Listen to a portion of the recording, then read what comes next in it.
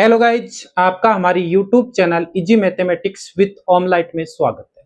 तो दोस्तों, कॉपी और पेन लेकर के तैयार हो जाइए। यदि आपने अभी तक हमारे चैनल को सब्सक्राइब नहीं किया है तो सबसे पहले बेल आइकॉन बटन दबाकर हमारे चैनल को सब्सक्राइब कर लीजिए, ताकि आने वाला हर वीडियो सबसे पहले आप लोगों तक पहुंचे सके।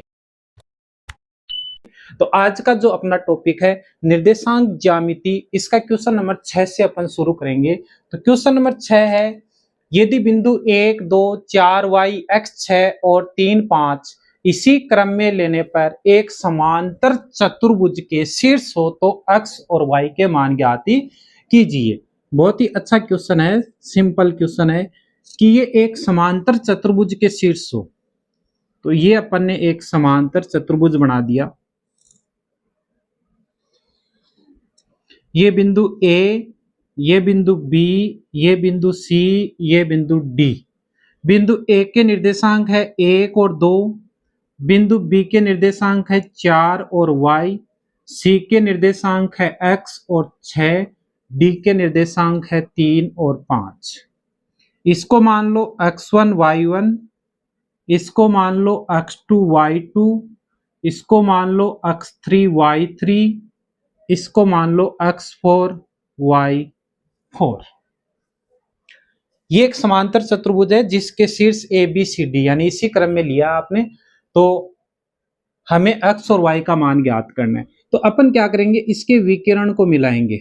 जैसे विकिरण BD को मिला दिया, ऐसे ही विकिरण AC को मिलाएंगे। ये बिंदु मान लीजिए कि कोई बिंदु आपका O है, जहां पर दोनों विकिरण एक दूसरे को आपस में काटते हैं। उसको अपन ने कोई बिंदु O ले लिया। तो अपने को ये पता होना चाहिए कि जो समांतर चतुर्भुज है उसके विकिरण है वो एक दूसरे को परस्पर समद्विभाजित करते हैं। यानी ये जो विकिरण है, विकिरण AC और विकिरण BD, ये जब काटते हैं तो एक दूसरे को दो बराबर भागों में काटते हैं कि जितना भाग ये है उतना ही भाग ये है। मतलब OA का मान OC के बराबर है, OB का मान OD के बराबर है। इसका मतलब हो गया कि O है वो AC का भी मध्य बिंदु है, O है वो BD का भी मध्य बिंदु है। तो यहां पर हमें लिखना है, चूंकि समांतर चतुर्भुज के विकिरण परस्पर एक दूसरे को समद्विभाजित करते हैं, समद्विभाजित करते हैं, समद्विभाजित करते हैं। तो अब समद्विभाजित करने का मतलब ये हो गया कि O है वो BD का भी मध्य बिंदु है, O है वो AC का भी मध्य बिंदु है। तो दोनों का जो मध्य बिंदु है वो एक ही है। तो इनके जो निर्देशांक होंगे वो भी क्या होंगे, बराबर होंगे। तो यहां पर अपन लिखेंगे कि विकिरण AC के मध्य बिंदु के निर्देशांक, मध्य बिंदु के निर्देशांक बराबर विकिरण BD के मध्य बिंदु के निर्देशांक, मध्य बिंदु के निर्देशांक बराबर होगा। क्योंकि दोनों का जो मध्य बिंदु है वो एक ही है, इसलिए दोनों के मध्य बिंदु के जो निर्देशांक होंगे वो बराबर होंगे। तो मध्य बिंदु के निर्देशांक का जो सूत्र होता है वो होता है x1 प्लस x2 बटा 2, y1 प्लस y2 बटा 2। तो AC के लिए यहाँ पर है x1 x3, तो यहाँ पर लिखेंगे अपन x1 प्लस x3 बटा 2, ऐसे y1 प्लस y3 बटा 2 इज इक्वल टू BD के लिए x2 x4, तो ये हो जाएगा x2 प्लस x4 बटा 2 और y2 प्लस y4 बटा 2। यहां पर अपने सूत्र लगा दिया। AC के लिए विकिरण AC है तो यहां पर x1 और x3 है, तो x1 प्लस x3 बटा 2, फिर y1 प्लस y3 बटा 2, BD के लिए x2 और x4, y2 और y4, तो x2 प्लस x4 बटा 2, y2 प्लस y4 बटा 2। यहां पर अब अपन क्या करेंगे, इनके मान रखेंगे कि जैसे x1 का मान है 1, x3 का मान है x, तो ये हो गया 1 प्लस x बटा 2। फिर y1 का मान है 2 और y3 का मान है 6, तो ये हो गया 2 प्लस 6 बटा 2 इज इक्वल टू x2 का मान है 4 और x4 का मान है 3, तो 4 प्लस 3 बट्टा 2। y2 का मान है y और y4 का मान है 5, तो y प्लस 5 बट्टा 2, y प्लस 5 बट्टा 2। तो 1 प्लस x बट्टा 2, 2 में 6 जोड़ेंगे तो ये हो गया 8 बट्टा 2 इज इक्वल टू 4 में 3 जोड़ेंगे 7 बट्टा 2, y प्लस 5 बट्टा 2। जब निर्देशांक बराबर है इसका मतलब यह है कि जो x निर्देशांक है वो x निर्देशांक के बराबर होगा और जो y निर्देशांक है वो y निर्देशांक के बराबर होगा। तो यहाँ पर जो x निर्देशांक है वो 1 प्लस x बट्टा 2 है, यहाँ पर है 7 बट्टा 2, तो इनको आपस में बराबर कर देंगे। तो 1 प्लस x बट्टा 2 इज इक्वल टू 7 बट्टा 2। अब इसके नीचे भी 2 है, इसके नीचे भी 2 है, तो ये आपस में क्या हो जाएगा, कैंसिल हो जाएगा। तो यहां रह गया 1 plus x is equal to 7, तो x इज इक्वल टू 7, ये प्लस का 1 उधर जाएगा तो हो गया माइनस का 1, तो x इज इक्वल टू 7 में से 1 घटाएंगे तो कितना बचेगा 6, यानी जो x का मान है वो हमारे पास आ गया 6। ऐसे क्या करेंगे, जो y निर्देशांक है वो y निर्देशांक के बराबर करेंगे। तो यहाँ पर y निर्देशांक है 8 बट्टा 2 और यहाँ पर है y प्लस 5 बट्टा 2। तो पहले मैं इसको लिख देता हूं क्योंकि हमें y का मान ज्ञात करना है। तो y प्लस 5 बट्टा 2 इज इक्वल टू 8 बट्टा 2, 2 से 2 कट गया, तो y plus 5 is equal to 8, तो y इज इक्वल टू 8। अब ये प्लस का 5 है उधर जाएगा तो किसका हो जाएगा, माइनस का 5, और 8 में से 5 घटाएंगे तो कितना हो गया 3, यानी y का जो मान है वो आ गया 3। इस प्रकार से बहुत ही सीधा क्वेश्चन है, केवल हमें इतना ध्यान होना चाहिए कि जो समांतर चतुर्भुज है, समांतर चतुर्भुज के विकिरण है वो एक दूसरे को समद्विभाजित करते हैं, यानी दो बराबर भागों में बांटते हैं।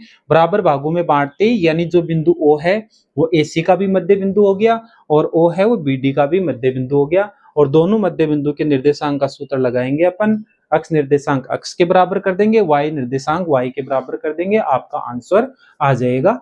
बहुत ही सीधा क्वेश्चन है, आसान क्वेश्चन है, आप आसानी से कर सकते हो। क्वेश्चन नंबर 7, बिंदु A के निर्देशांक ज्ञात कीजिए जहां AB एक वर्त का व्यास है जिसका केंद्र 2-3 है तथा B के निर्देशांक 1-4 है। यह माध्यमिक शिक्षा बोर्ड 2025 की जो एग्जाम हुई थी उसमें ये क्वेश्चन आ चुका है, इसलिए दोबारा आने के चांसेस कम है, लेकिन फिर भी हमें इसको देखना है क्योंकि हो सकता है कई बार क्वेश्चन दोबारा आ जाए। तो यहाँ पर दिया हुआ है कि AB एक वर्त का व्यास है, तो सबसे पहले अपन एक वर्त बनाएंगे। ये आपका एक वर्त है, AB इसका व्यास है, ये बीच में इसका केंद्र O है। A के निर्देशांक हमें ज्ञात करने हैं, तो ये हो गया x1 y1।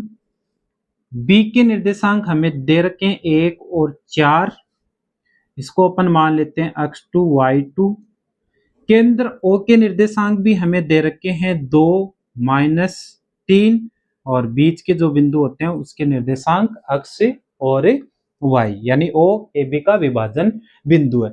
तो केंद्र O है वो व्यास के मध्य में स्थित होता है, केंद्र हमेशा व्यास का मध्य बिंदु होता है।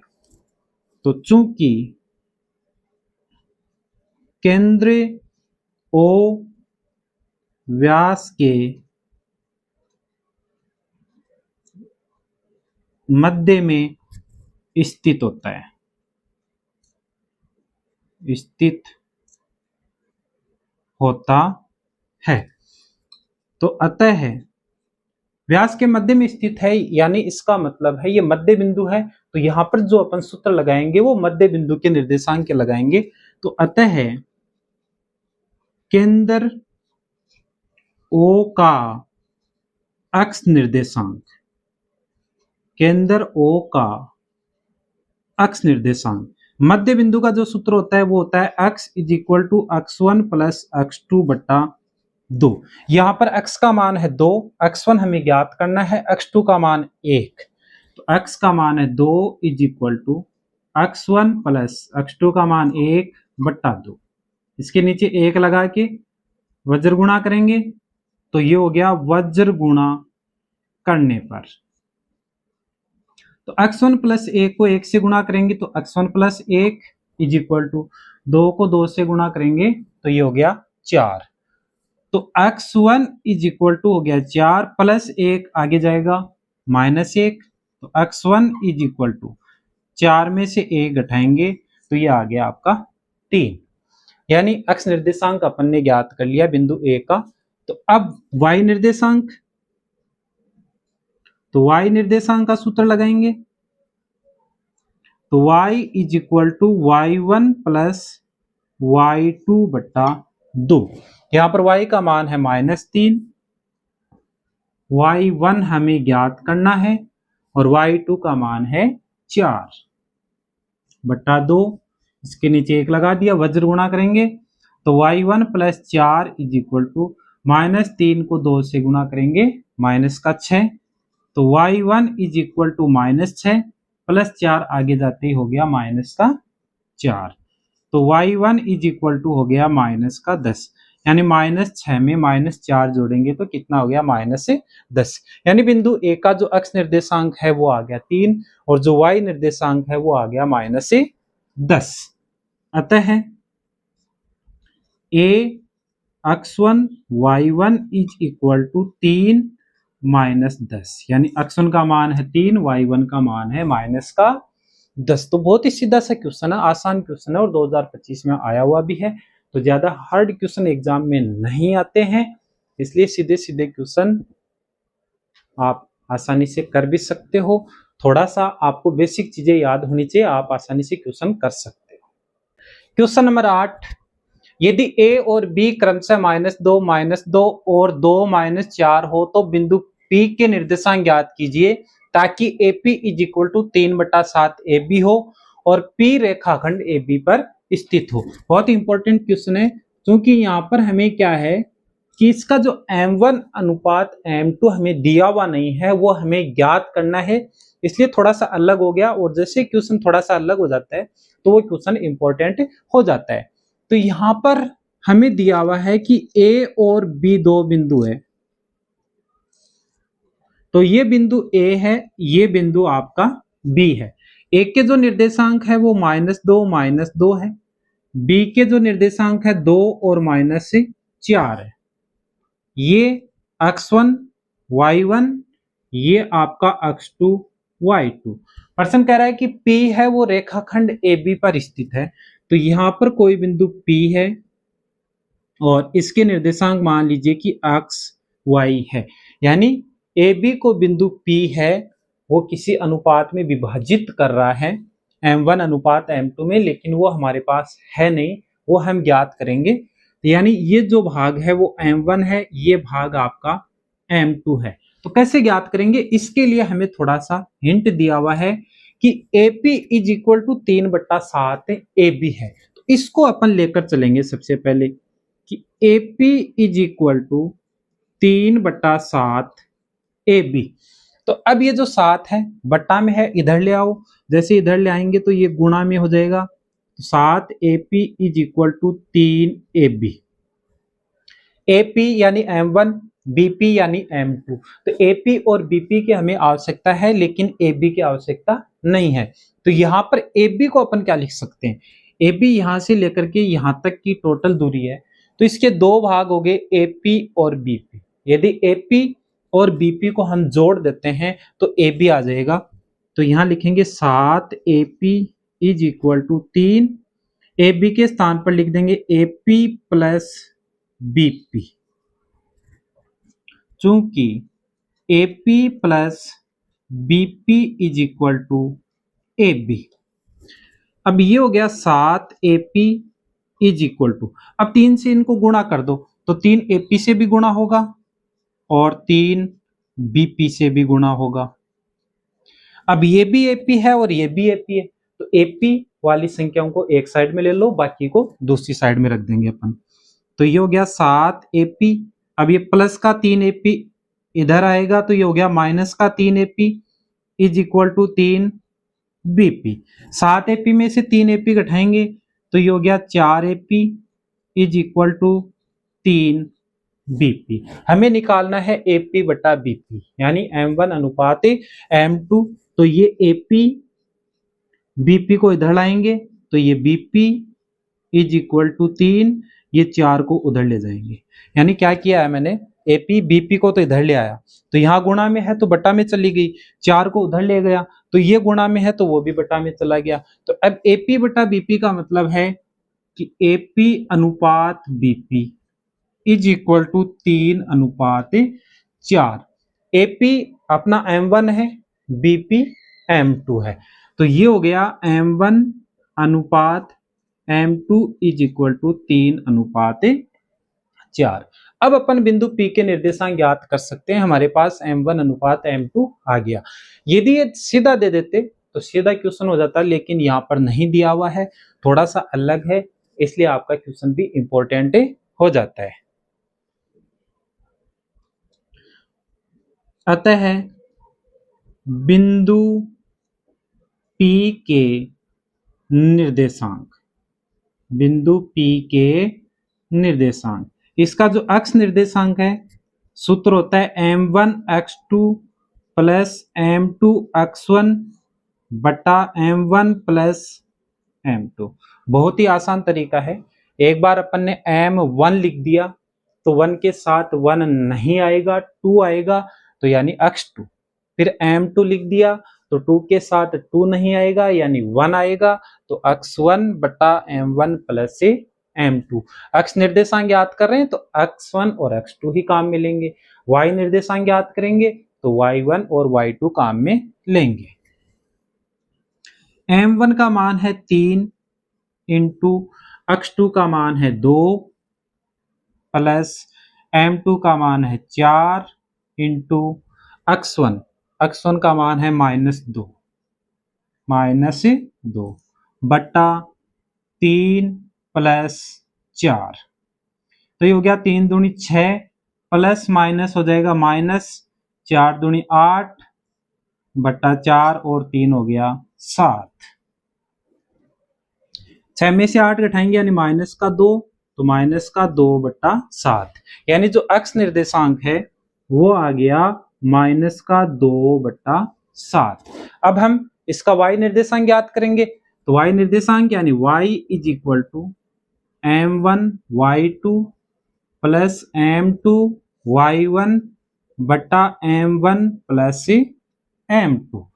M1 का मान है 3 और y2 का मान है -4, तो ये हो गया 3 इंटू -4 प्लस M2 का मान है 4 इंटू y1 का मान है -2 बटा M1 का मान 3, M2 का मान 4।